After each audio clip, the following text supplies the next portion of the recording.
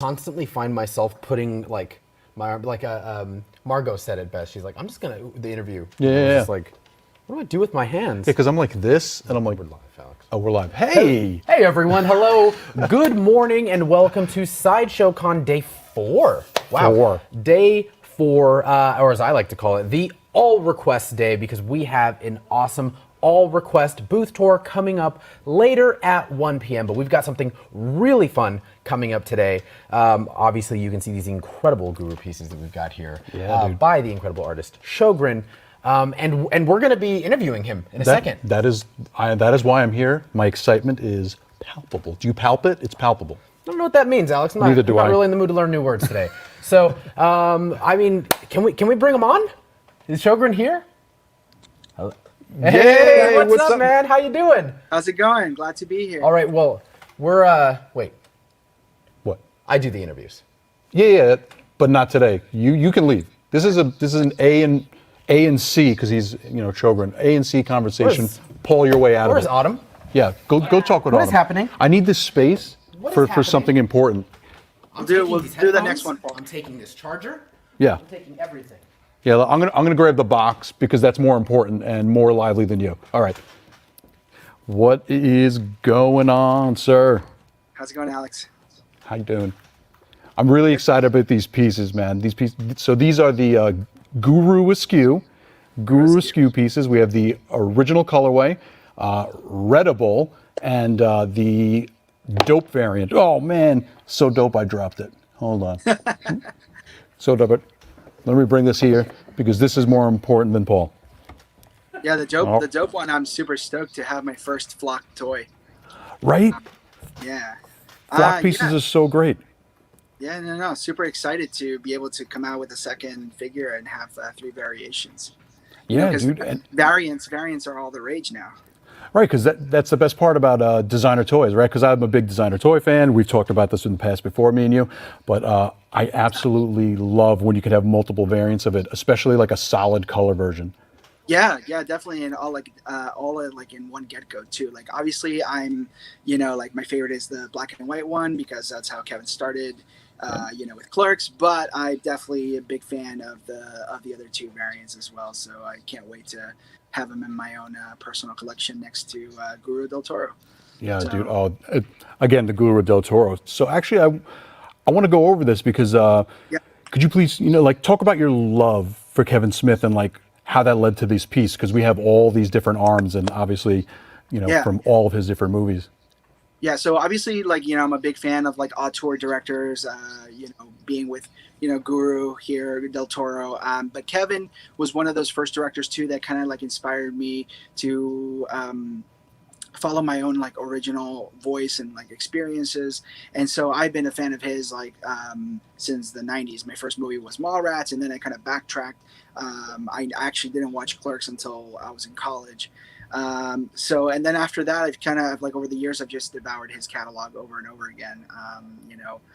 Even the weird ones like Tusk. So, which I applaud him because he, for as a way of saying it, he gets high in his own supply, and more power to him. We need more directors with more original voices. So. Absolutely. And I actually remember when I was younger watching Clerks with all my friends. We would just sit around and watch Clerks over and over and over again. And then obviously, oh dude, Mallrats was next level. That was the next level. That's what broke it through. And by the way, I love these variants. I love it's leaning into his the weed, that's a big part of his personality. And I love that it's leaned into that with the not only the colorways, dope and Readable, but some of the pieces here. This is J, right? Obviously, J is coming out of the J, and that I like to call that the spirit puff of J. Yeah. So yeah, I had to sneak in a J in there somehow. I was going through the questions that you sent me, and I thought one of them was what's my favorite arm, and I mean honestly I can't really choose, but I have to say probably important to his legacy, probably the Clerks script, because that's kind of what this is why we're doing this interview today about this toy, is because of that first movie. So And that really broke the mold as far as filmmaking and independent filmmaking, and broke him through, which is an amazing thing.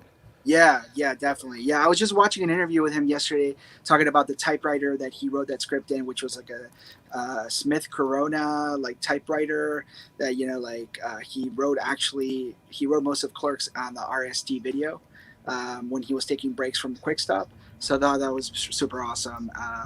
And obviously the other arms, like the microphone is for his podcasting, for his live shows that he's done, like A Night with Kevin Smith, the megaphone. I'm gonna go out of order. I'm sorry. That's totally cool. The megaphone is kind of more like he has very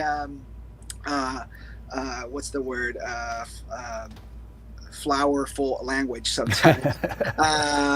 And also as a director, and then obviously if we're gonna have the J Puff, we have to have the Bonk Saber from Blunt Man. Which is a nice compliment to his Blunt Man hat that he's wearing. And then, of course, we can't leave out Buddy Christ and Mubi. So Buddy Christ is there on his chest, and I thought it was kind of a nice touch considering what Kevin just went through recently in the after his heart attack. And then Mubi, of course, his flagship character. Yeah. And I love it, even on the back of the Blunt Man hat, it has the little face on the back.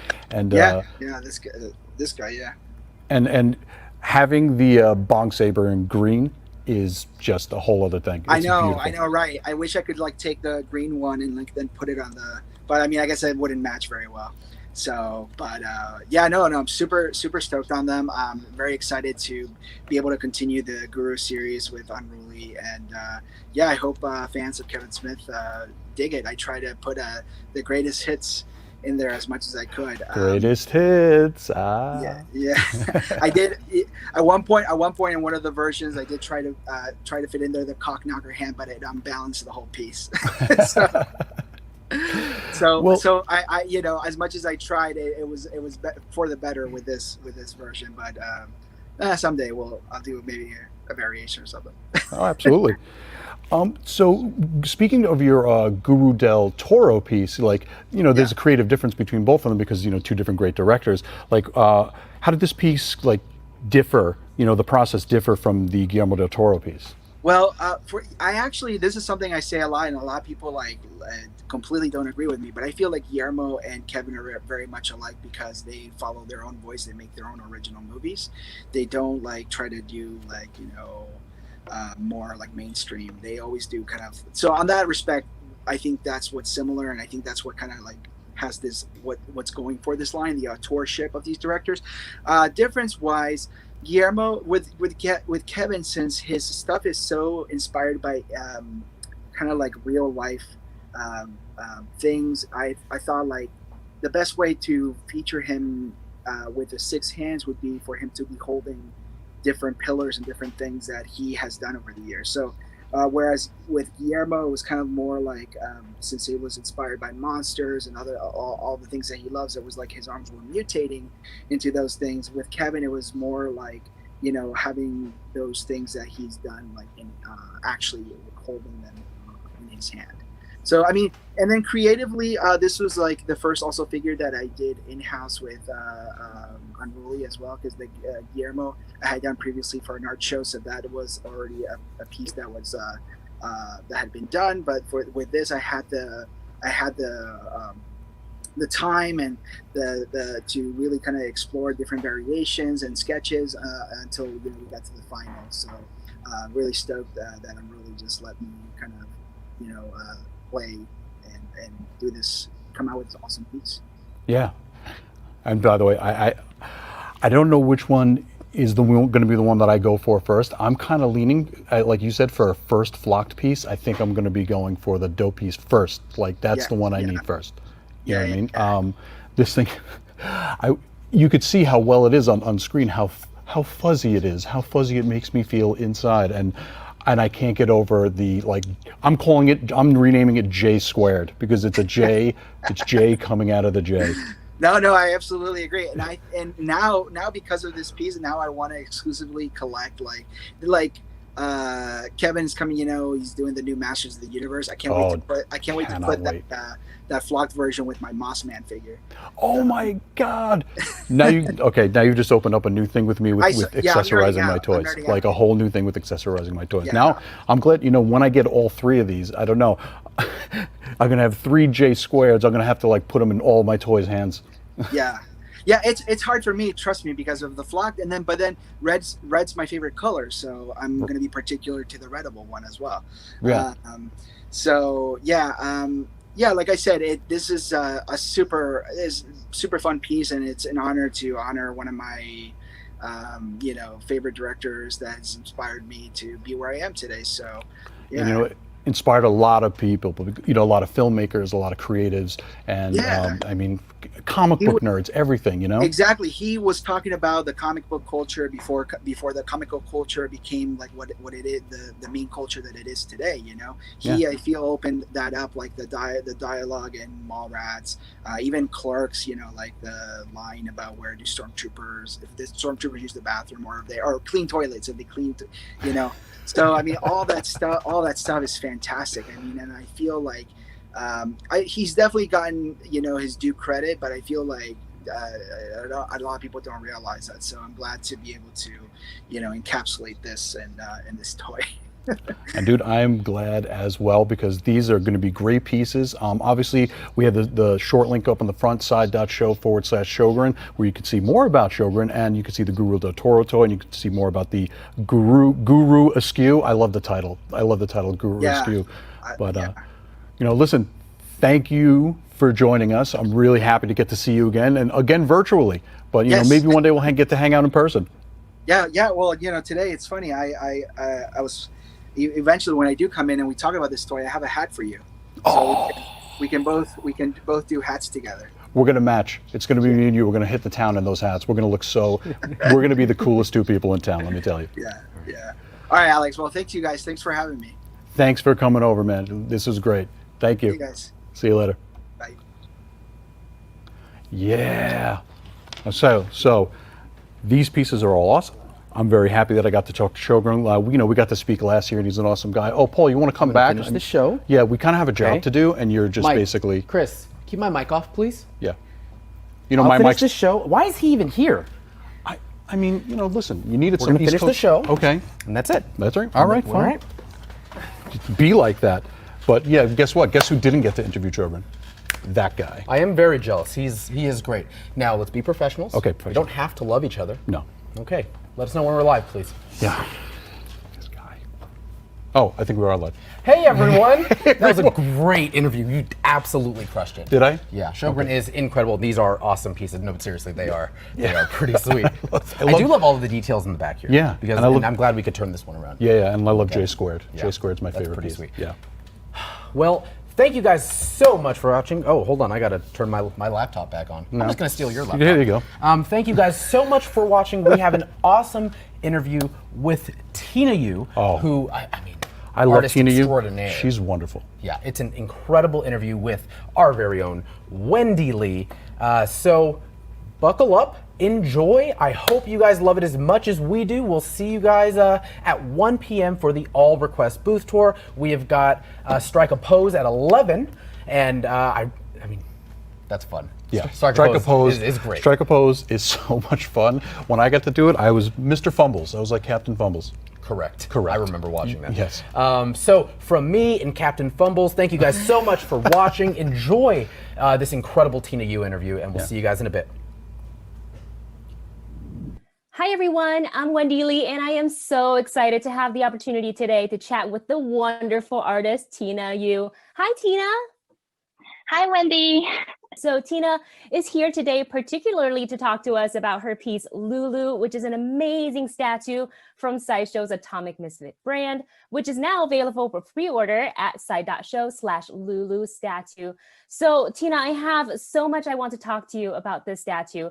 We know that Lulu is to your mother. You talked about how she's a strong female figure in your life and your close relationship with her in our previous interview. So we see so much personality in this piece. Can you tell us a bit more about how your relationship with your mom is shown here? I think I was trying to depict my mom as like a bigger figure because for those of you who don't know, my mom's actually very petite and small, and but I feel like she has this such a like a good like energy to her, and she has this big vibe, and she takes care of like the family. She put the whole family on her shoulder. So I feel like um although like the face I sculpted like based on my mom's face, it's like cute, like round and small, but I want to give her like more like a longer, like bigger figure. So that's how I incorporated like the deer, the longer legs, like the deer creature.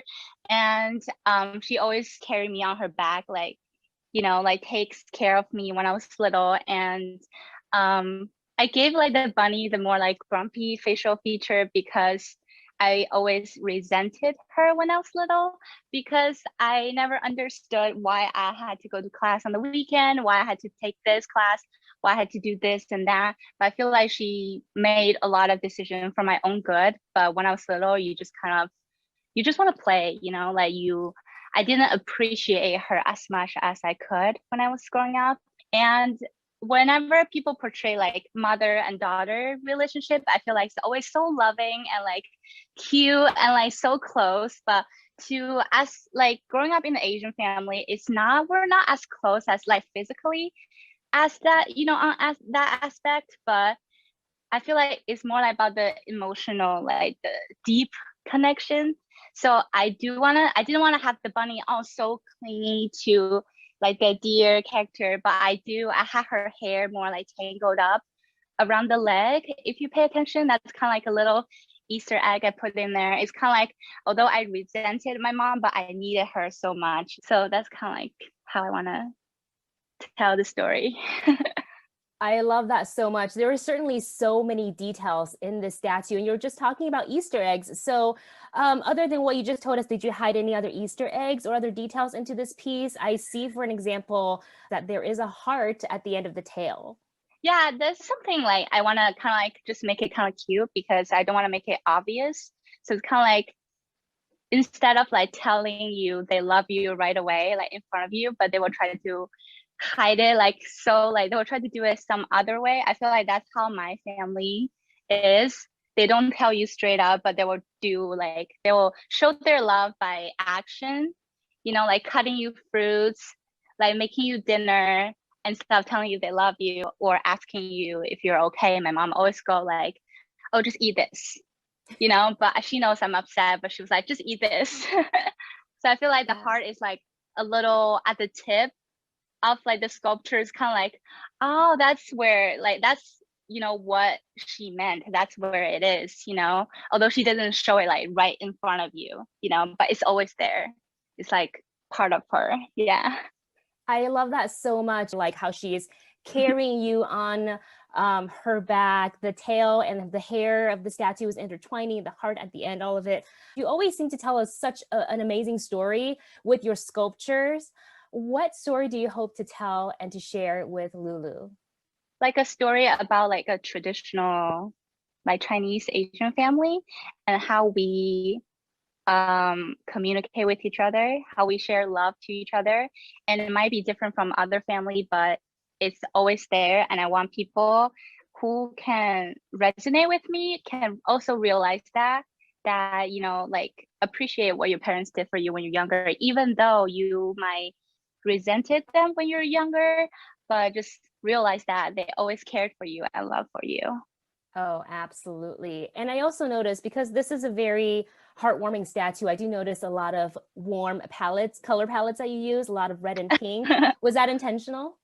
Yes, I just really want to like want the color to be like just cute and like pink and overwhelming, like because I feel like the relationship between the two figures is kind of like, oh, they're a little distant and one is carrying the other person, but I want the whole vibe to be still around love. Has your mom seen the statue? Or Yeah, at least she a photo of it? did. What's her She did. reaction? She loved it. That's But so I feel like sweet. she trying to be, oh, it's cool. Like she tried to hold it off a little bit. she didn't want to like show it that much, but I know she loved it, and I think she appreciated that like my first collectible piece is like dedicated to her, and I think she's so excited to see it in person. I think it will blow her away when she see it in person. So Lulu is debuting under the Atomic Misfit brand at Sideshow, which curates pieces that are very chic, unique, or wondrous. What does this brand mean to you? I feel like it's an opportunity for me to just be super creative and be unique, and there's no boundary. And now, how does it feel to have an outlet such as Atomic Misfit for your art? Do you feel like it's going to influence your future creations? It's definitely like an inspiration for me seeing others people like design. I feel like I will always appreciate having like a platform like that to share my creativity. So Tina, you know, I'm a big fan of your art, your sculptures, and of course your YouTube channel. So I am checking it out recently. And one of the most recent videos you have is the Chinese paper cutting for Spring Festival. Can you take us through the creation process of paper cutting? And your technique is a little different from the traditional paper cutting. I feel like the more traditional one, at least like growing up, we did in school is more with scissors. Like you cut like red paper, and the paper I use is a little bit thicker than the more traditional ones. Because I do want to make more intricate like patterns and designs. That's why I chose the thicker paper. And I would like to try the scissor cutting one, but I was like looking up tutorials about like how the masters did it. But it's just so hard because you have to fold the paper in a certain way and like cut it so symmetrical. And I feel like I'm just trying to do something that within my ability so I don't mess it up. So I don't think the techniques are any different with like the knife cutting ones, because I know they do use knife cutting for like the more intricate, like complicated designs. But I do feel like because the paper I use is thicker, it might be easier to do compared to those masters. They can use a very thin paper and not make any mistakes by cutting it, because you have to have like the control over the knife. You have to have like a good grasp of the knife. There's so many times I'm always just like, hold my breath, and then okay, breathe again, and then hold my breath and make a cut. It's like so nerve-wracking. That's amazing. How long did the entire process take you from just sketching out the idea to completion? I was working on other things at the same time, but I feel like I spend majority of my day working on it. I'll like work a little bit on my sculpture, and then in the afternoon I work on the paper cut, because you really can't spend too much time on it like in one go, because just so much for your eyes and hands. Like my hand hurted for like 5 days. Wow. It's like this part, because you have to really grab onto the knife. So it took me like almost 3 days. So yeah. Tina, you've been doing this for a while. And so for those who are watching, who may want to venture into sculpting for the first time, what is your advice for them? Can you share any sort of tips with them? I think you just have to be patient with your process. And I always tell people I recommend polymer clay for beginners, because you have longer working time compared to other air drying clay or epoxy clay. And I do think you just have to try it out, because it seemed intimidating in the beginning, but once you have your hands on it, I just feel it out more. Eventually you will get the hang of it. And I feel like just don't talk yourself down on that one. Like just try it out, you know. That's how I am with cooking. Like I know I made like a mooncake video and like dumpling videos, but if you watch it, like if you watch a dumpling video, you can see like the struggle is real vibe in it, because it was hard for beginners to like roll the dough and everything like that. But you just have to do it for one time and then learn from your mistakes. And that's how I started sculpting. Like it wasn't as smooth as it is now. I definitely made mistakes, but you just have to learn from it. When you would get kind of frustrated or something like that with your art, what is something that you do to kind of make yourself take a break and walk away from it? What are some of your methods? I'm not really good on that. So I always like to start over. Like I'm really harsh on myself. I'm really like when it comes to art, I can be a perfectionist sometimes. And like if I don't like how the way it turned out, I will throw the whole thing away and just start over if I have the time, of course.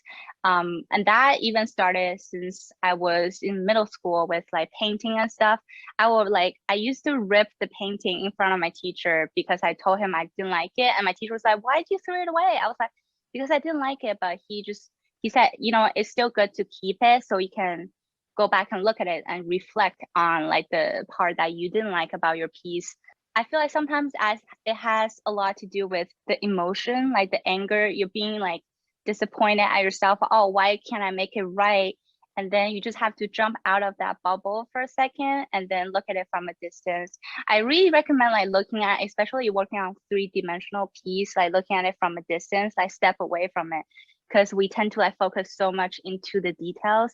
And sometimes it's more about like the bigger story, right? Like the bigger piece, like the entire vibe, what it gives off and stuff like that. One tiny little piece, you can't get it right. But when when other people see it, they might even not notice that part because they're looking into like the grand like vibe to this piece, like what they're taking away from it. It's not that tiny mistake you made, it's what this piece gave off to the audience. That advice is really great to kind of take a step back and look at the bigger picture, which is amazing. So I am so excited for you that you have your piece debuting under Atomic Misfit, and it's a story about you and your mom.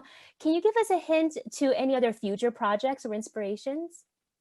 I have a lot like personal projects I want to work on because I decided to take a break on art shows and solo shows this year and really kind of go back to my own because I don't have to follow like a certain theme anymore. And I do have a sculpture I really want to make. It's like a cute detective because I really like detective stories and like psychological thrillers, stuff like that. So I really want to make like a detective figurine that's kind of like have a cute vibe, kind of like me, because becoming like a detective, it was like a dream of mine when I was super little. Yeah.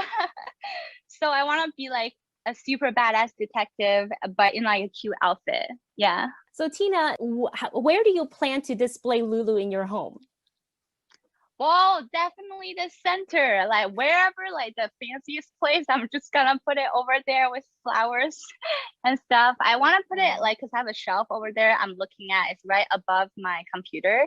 So I have some flowers up there, but I feel like sometimes when I'm editing and I would just look up, I would see the flowers, this feels nice. So I really want to put Lulu up there. So it reminds me of my mom. Amazing. Well, Tina, it's been such a pleasure to talk to you today. Thank you so much for taking the time, for taking us through your creation process of Lulu and giving us a look at what is coming up next for you. Oh, thank you for doing this interview with me. I had so much fun. We love you here at Sideshow. And I want to remind everyone who is watching that you can pre-order Lulu now at side.show/Lulu Statue. So make sure you place your order. This is a very limited edition, so don't miss out. I promise you, you do not want to miss out. So thank you so much, Tina, again, for your time. Thank you, Wendy. And to all of you, thank you so much for watching. And don't forget to let your geek Sideshow. Did you enjoy that video? Be sure to subscribe by hitting the S icon on your screen and click the bell icon to be notified whenever a new video is posted. If you'd like more info on the items featured in this video, click the link